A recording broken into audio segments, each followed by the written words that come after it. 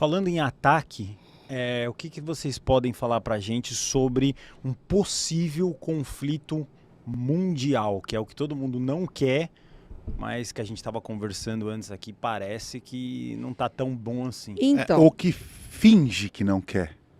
Não é? Os líderes. na verdade, assim, o conflito mundial, muita gente ganha muito. Foi assim que uma grande potência se fez, né, em cima de armas, tá certo? E alimentou a segunda GG justamente para vender muito, né? Que a gente foi estudar a história a fundo, foi isso que aconteceu. Então, o que a gente percebe, né? A Shell falou que nós temos 3 caminhos. O primeiro caminho é dar uma guinada de 180 graus e rumarmos agora para a nova terra, todo mundo feliz e saltitante. É o que ela menos acredita que vai acontecer nesse momento. Infelizmente. O segundo caminho é manter a facção A, que está no poder aí há milênios. Eles são ruins e sem vergonhas, mas não são, no entanto. Porque a gente existe por causa deles, concordam?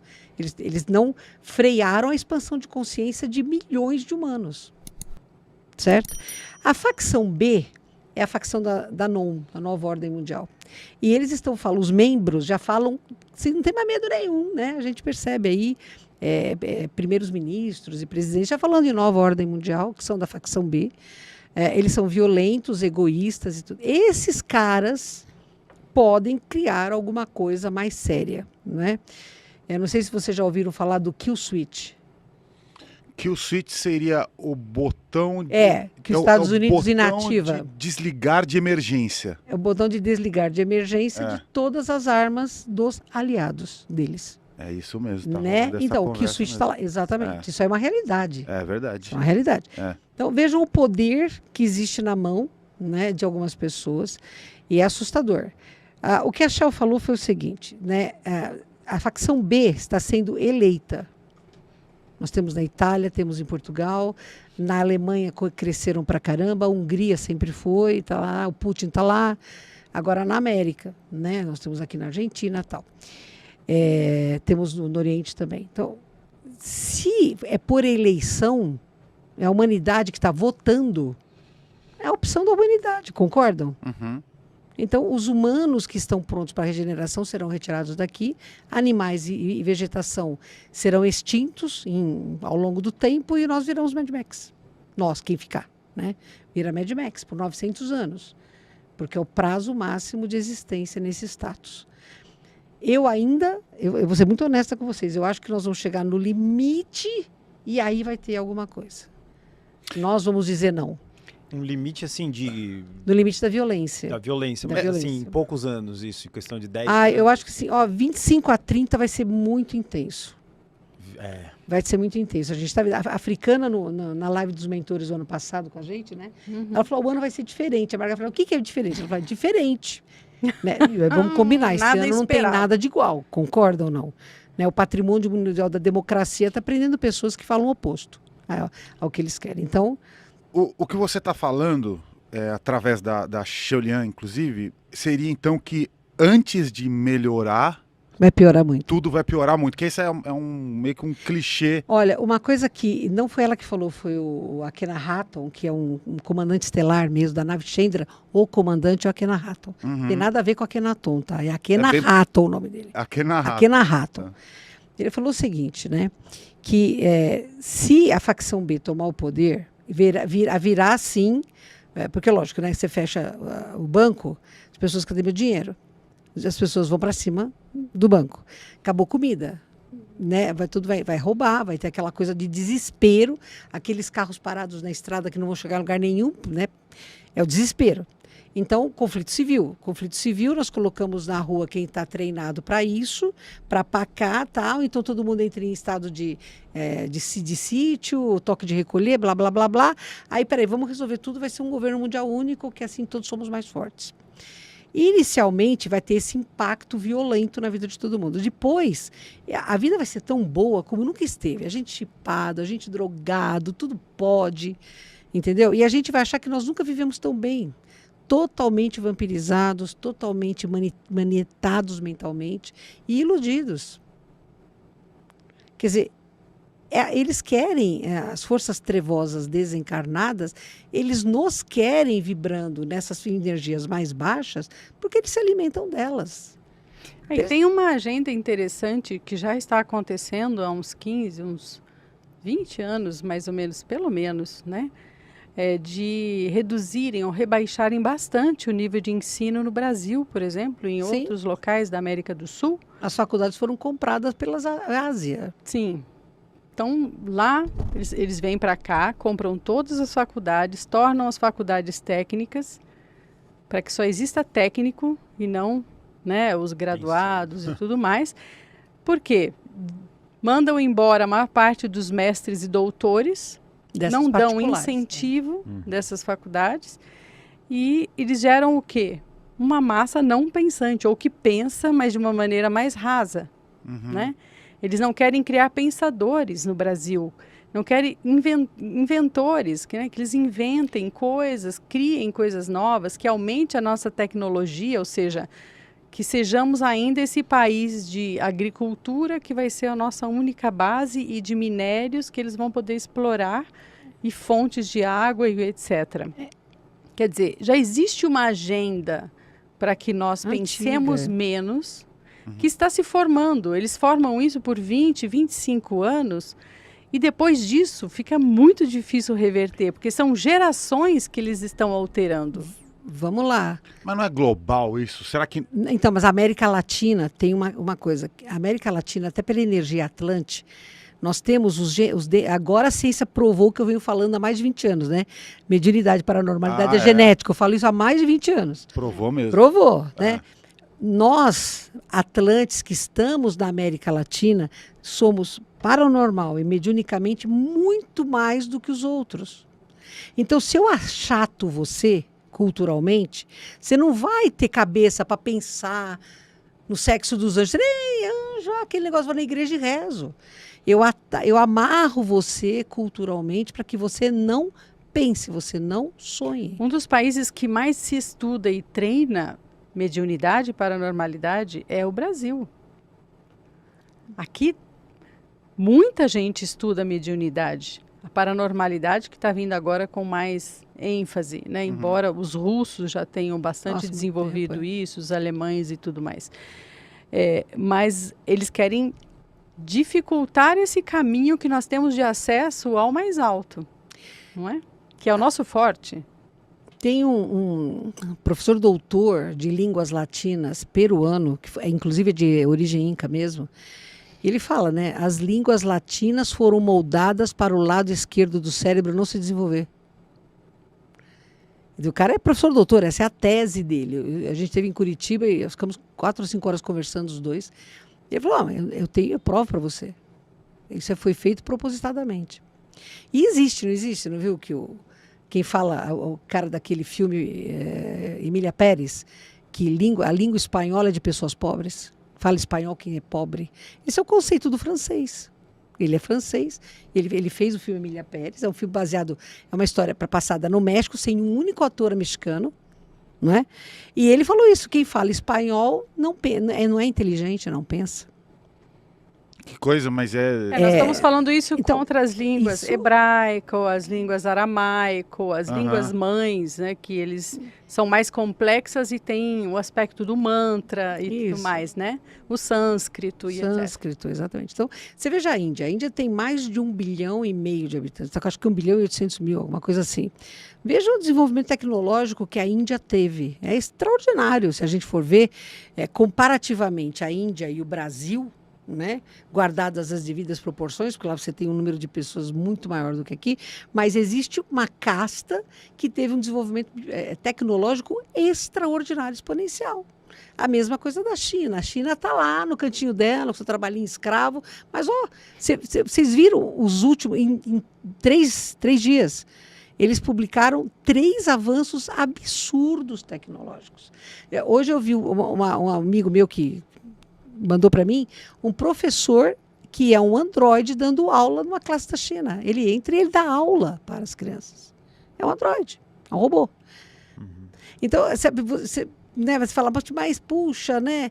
E eles lá são povos milenares. Há 7 mil anos atrás, a Índia já tinha prédios de 3 andares com encanamento. 7 mil anos atrás. A gente nem existia no contexto. Então, percebam como nós estamos aqui amarrados numa cultura que nós importamos, que importaram e que a gente reza uma cartilha que não é nossa, porque se nós abrirmos a nossa brasilidade, o nosso DNA Atlante, ninguém segura o Brasil. A América Latina inteira é formada por um DNA dos deuses. E tem muita coisa que a gente pode usar e a gente não usa.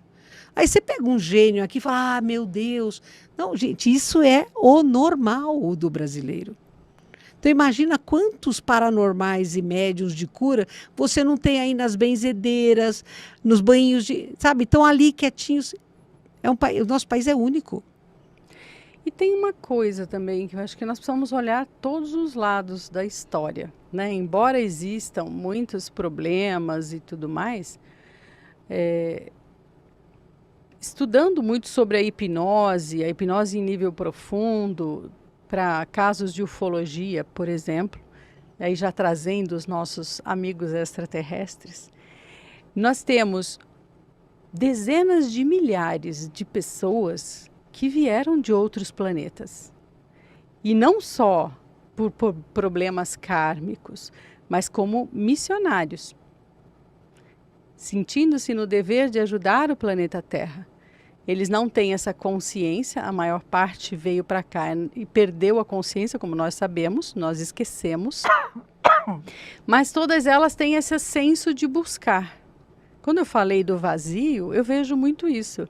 Eu vejo que as pessoas elas têm uma noção de que elas precisam fazer alguma coisa, de que tem algo dentro delas em potencial que elas precisam fazer. E eu vejo isso em todas as partes do mundo das pessoas que me procuram. E elas têm essa noção, só precisam de um direcionamento. Então, se você começa a direcionar e a trazer a pessoa para a espiritualidade, a trazer a pessoa para o sistema energético, para conhecer si mesmo nos seus 7 corpos, conhecer o seu nível, né, de consciência, de mediunidade, de autoconhecimento, de conhecimento e etc., você vê que essas pessoas, elas falam, nossa, mas eu sempre senti isso, eu sempre senti que eu tinha alguma coisa para fazer. Então tem esse lado também que tem muita gente vindo ao socorro. Lógico, as pessoas têm que se desenvolver e provar que vieram aqui para fazer isso. Mas a gente fala, né, do estágio que nós tivemos em Iparian e tudo mais, que nós relembramos em alguns processos iniciáticos que nós tivemos. Eu me vi em nuvens e eu me vi treinando no planeta da Shelian. Eu tinha outras funções lá e que eu vim para cá e ela falou para mim, você tem que fazer isso aqui. O seu dever aqui é esse. E eu falei, gente, olha que máximo. E isso dá um sentido para a vida. Então, imagino que como eu, como a Mônica, não que sejamos nem especiais e nem melhores, muito pelo contrário, muito devedoras até, né? Mas que tem todo um aspecto que nós temos que desenvolver aqui na Terra. Então, mesmo que a gente não saiba, tem pessoas ocultas, milhares de pessoas que estão trabalhando no sistema energético do planeta, em limpezas, trabalhando com os dragões, a gente viu, eles estão fazendo limpezas de oceanos, limpezas em pontos, em chakras da Terra, né, em portais, impedindo que certos seres entrem em portais do planeta. Nós percebemos como isso está sendo além da nossa galáxia e até além do nosso universo, que estão vindo em socorro da Terra. De onde foi que você falou que você lembrou o nome? Iparian. Iparian. O planeta da Shell. Entendi. E eu achei, foi um momento para mim muito especial e que assim foi comovente para mim, porque ele só me deu a certeza daquilo que eu já tinha intuição, que eu tinha que fazer algo. E eu sempre fui muito idealista, sempre, desde pequenininha. Então você vê que você já traz alguma coisa, você só não sabe o que é. E você tem que começar a desenvolver a sua intuição para que você perceba o que você veio fazer. Não é? Tem uma coisa que a gente fica só focando no horror que vai acontecer, né? Mas do ano passado para cá, começaram a nascer crianças extremamente alegres, elas sorridentes. Eu tenho um sobrinho neto que vai fazer 1 aninho, que a primeira coisa que tem que fazer de manhã com ele é colocá-lo para ver o nascer do sol. Ele chora. Uau. de alegria, ele sorri, ele manda brasinho. Então, você acha realmente que nós sobraríamos e mandava essas crianças para cá para quê? Para judiar delas? Essas crianças são luz pura. Elas trazem dentro delas uma certeza. Por isso que elas são alegres. Elas têm um porquê. Agora, de 25, esse ano nascem 250 mil pleiadianos, espíritos muito mais avançados do que nós. 27 nascem mais 250 mil. E até 2030 nascem mais 500 mil, vão ser 1 milhão de pleiadianos, são crianças diamantes. Você acha realmente que nós iríamos sossobrar e eles iam mandar essas crianças para cá para quê? Só para já lá, vamos viver no campo de concentração? Claro que não. Eu não acredito, em hipótese alguma, que a gente vai sossobrar. A gente vai ter que aprender a trabalhar como grupo, a trabalhar como família, a dar valor ao que de valor tem. Mas eu, francamente, não tenho o menor receio de que a Terra se torne uma Mad Max. A gente vai para a Nova Terra. Porque o espaço não investiria tantos espíritos missionários não viriam para cá com a alegria que chegam se eles não tivessem uma boa notícia. Se eles não soubessem do resultado.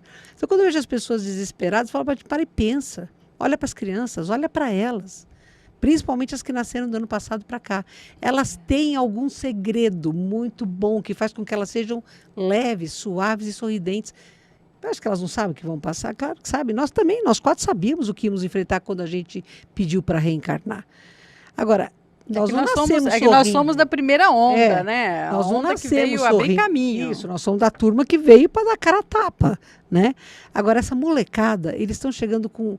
Eles têm uma certeza dentro deles que faz com que eles sejam espontaneamente felizes.